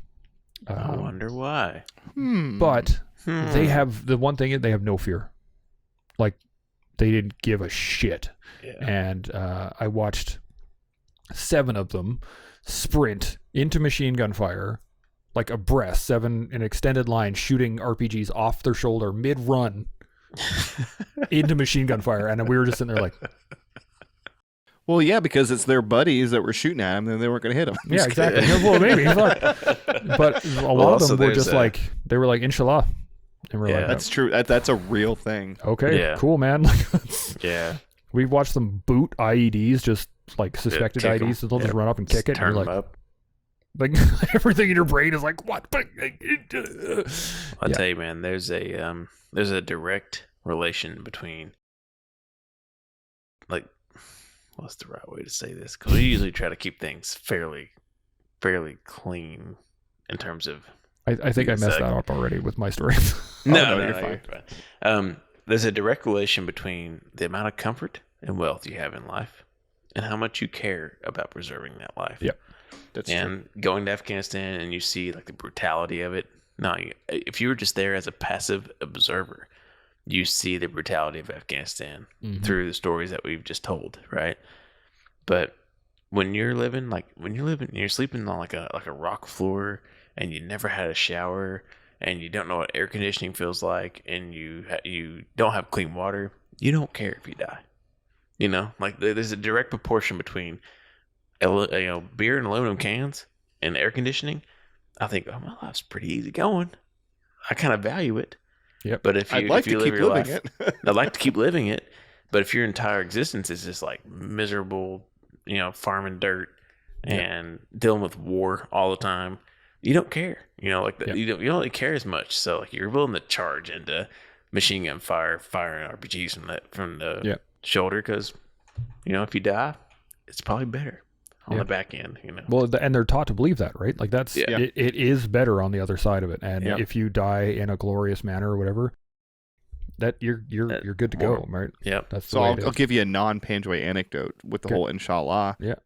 Is in helicopter training, it was incredibly common when practicing emergency procedures for Muslim students to just inshallah, hands off the controls. What happens happens. And then American instructor like inshallah my ass, we're landing this thing. Yeah. And it's not like critique on them. It's just that, like Luke said, there's a certain point where like if I die in a helicopter crash, I'm a hero. Yeah. Or I've done everything that I can. It's in God's hands now. And there's a legitimate belief that their lives are in their God's hands. Yeah. And this is not a criticism of their religion at all. It's actually almost kind of a compliment that they believe so strongly that Allah has their best interests in mind. Yeah. So if I'm going to run across this field and face machine gun fire, or I'm just going to let this helicopter land itself or something, like it's in God's hands. Yeah. And it's a very Western thing to want to control everything. It is to have complete control. That's true. In some cases, you need it. Yeah. Like when you're flying a helicopter, you are in control. Or you're putting rounds down range. Like that's God cannot fly a helicopter. Yeah. And if he could, he would, but he can't. If he could, he wouldn't because he knows how dangerous they are. Okay. Well, I heard there's this great story from a buddy of mine who was on tour with me. He had been on tour in Medusa as well, and he was like, these people will shoot over top of walls. They won't look, and they will shoot, and they will tell you that Allah guides their bullets. And he was just like, Allah might guide your bullets, but the principles of marksmanship guide mine. And that's the way it is. And I was like, yep, that's a damn good point. And that's how it always happened. When we did get shot at, we engaged them very directly and heavily, and the engagements weren't long. I would agree that it's very rare for us to be very deliberately engaged. To know that they were intent on shooting at that person at that time. A lot of times it was just over the wall. Whatever they piss got. the Americans off. Let's slow them down. Yeah. A lot of it. We did one operation called Timus Prime, and so when you look at it, it's written Op Timus Prime, which was just fantastic.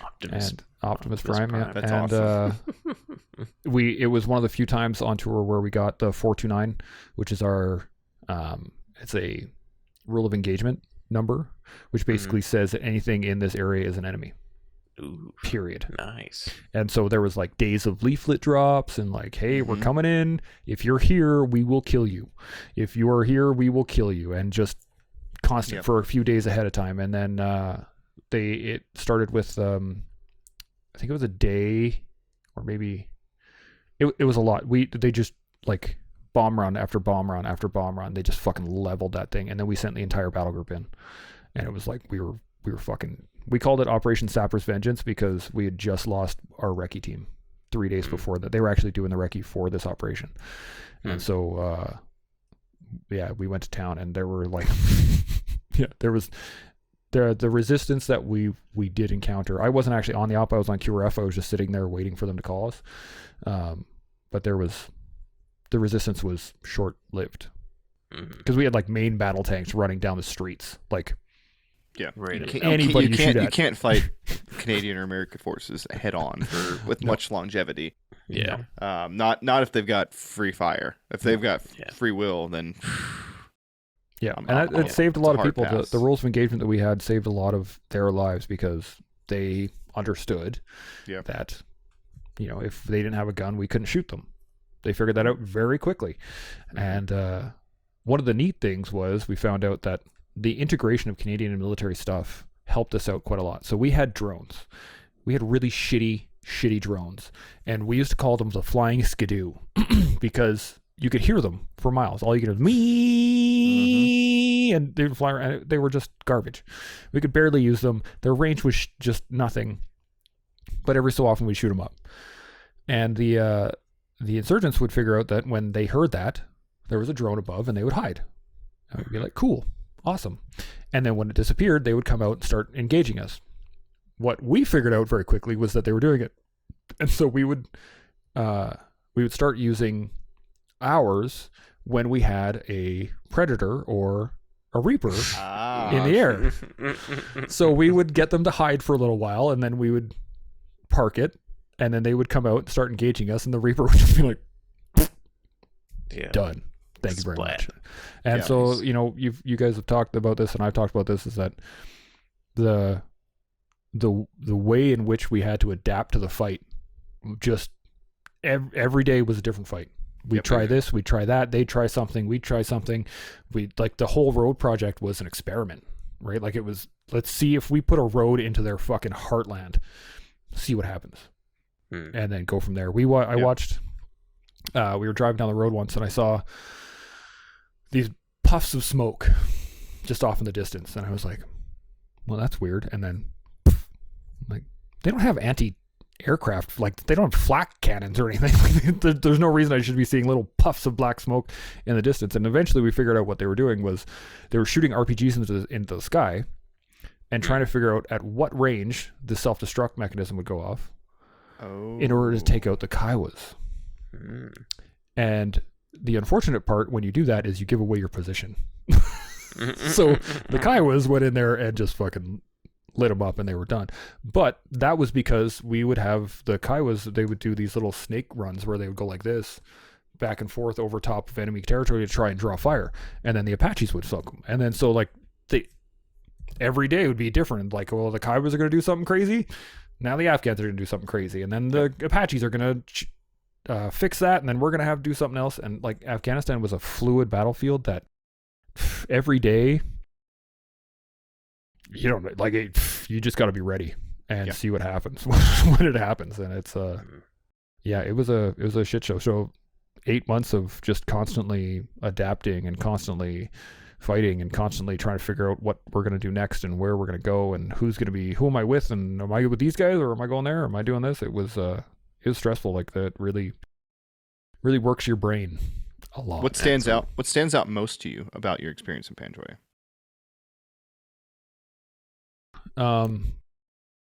For me, because a lot of it was on QRF, it was cleaning up.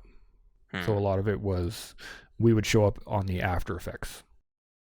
So the few times that we actually got blown up, where we were on convoy, where we were driving or we were doing stuff, that was a different mindset kind of situation, because we were on operation, right? Like, in particular, like, right after my lab got blown up, we went on another operation, and our section got split in half, and one half of my section got put in a Buffalo and one half got put in the other engineer lab, and the Buffalo took our position where my lab would have been, and they hit a massive IED. It blew 4 of the 6 wheels off of the Buffalo. It put the deck of the Buffalo so deep into the crater that they walked off the top of the deck, just straight onto the ground. Yeah. Wow. And, it hurt. My buddy was in it. He got hurt, got thrown into the ceiling and messed up his back. But had that been my lav, shredded you, we would have been fucking toast, right? Like, my whole section would be gone. But that's on operation, right? Like, we're going to an area, we get hit, that's kind of expected. When you're QRF, you're just sitting there waiting, and then all of a sudden it's go. Yeah. And you're off, and you don't know where you're going. Sometimes you're still asleep. Sometimes you're still, like, reeling your gears in the truck, but you don't know what's happening, and you're trying to get dressed, and all of a sudden the ramp drops, and you're just like, okay, where am I? And you could be anywhere. You could be on Ring Road South. You could be deep into the Panj. You could be out in Nakane. You could, like, it. You don't know. Well, you're always showing up to somebody else's worst day. Exactly. Yeah. So we'd get out and we'd have to clear, or we'd go and stand sentry, or you'd go and be part of the cordon, and I mean, you guys know this as well, as when you're sitting on cordon and you're just waiting for EOD, or you're waiting for something else to happen, the Afghans get annoyed and they start trying to go around you, And then we have a lot of times where there'd be a tank in the road, pointing down the road, and a car would stop in front of him, and then the car behind him would try and go around. And then a car behind him would try and go around, and we'd end up with like 17, 18 cars just like trying to scoop out the side of our cordon, and we'd have to like line this shit up so that people couldn't get through. And so it was just constant stress, constant like you're always on. And then as the engineer, you're expected to clear every time. So you got to clear your way there. You got to show up. You got to clear the area to make sure there aren't any secondaries or there aren't any more hazards. And I told you guys about clearing a Marine IED strike and finding a thermite grenade that had been like curled up just from the explosion, just laying on the ground there. And we were like, well, shit. And my master girl picked it up and like was like, hey, cool, man, look at this. And just crazy stuff. But the consistency of it just wore us down, and it was just we were always on. And I mean, you guys know it, like when you're on patrol ops and you go on patrol and you come back, then you get some sleep and you go on patrol again and you come back and you go on patrol again and you come back and you go, like that was all we were doing, and it was always to something bad. The grind, man. Yep, the grind. And as a Canadian veteran, when you look back, I mean, Canada's not really involved much in Afghanistan anymore, so it's safe to say that their commitment is mostly done. When you look back on Canada's time in the War on Terror, what are kind of your reflections on that as to whether, just in general, really? We were handed an impossible job and we got it done. That was that's pretty standard for Canada. We, World War One, we like, hey man, you see that hill over there? Everyone's tried to take it. Why don't you go give it a shot? And we did it. We want you to hold Passchendaele. With what? A couple companies. Have fun. Against what? Oh, the best the Germans have to offer? Awesome. Thanks. We're going to work on that. World War II, taking the entire left flank of the advance across Europe. Like that was insane. For a country of our size, we always step up to the plate, and we always punch up pretty much every time. And so Afghanistan was the same thing. We got handed a job, and we did the best we could. We forged like I said, a generation of warriors that are now, we're experiencing what I call a veteran renaissance right now. We have guys that are combat veterans. We have peacekeeping veterans. We have people that are doing all kinds of awesome stuff now. They're creating forges and starting businesses and making t-shirts and like you name it. We're getting involved in mental health, and we're creating nonprofits, and we've checked the box, as we said earlier. We've tested ourselves. We came through okay, and now we're ready to push forward. So yeah, I'd say that'd be my takeaway, I guess. Nice. Well, the way we normally kind of close these things out, man, as you know, so we give everybody a chance to just say anything that's on your mind, anything that we haven't covered. Like, the floor is yours, sir, so drive it home. I think this is what you guys doing here is exactly what's needed. We need a very hard look at where we have sent our troops for years, right? This is, we both, Canada and the US, have, I think, gotten to a point where we are so secure in our own situation here in Canada and in the US where, you don't expect violence on a regular basis. And I think what you're doing is bringing that home and saying, like, we may not have violence here, but we sent an entire generation or two to do violence on our behalf. And we need to make sure that everyone recognizes that it was on behalf of the people that we sent them. Not because the government went, not because, the government at the time said, this is bad, I don't like this.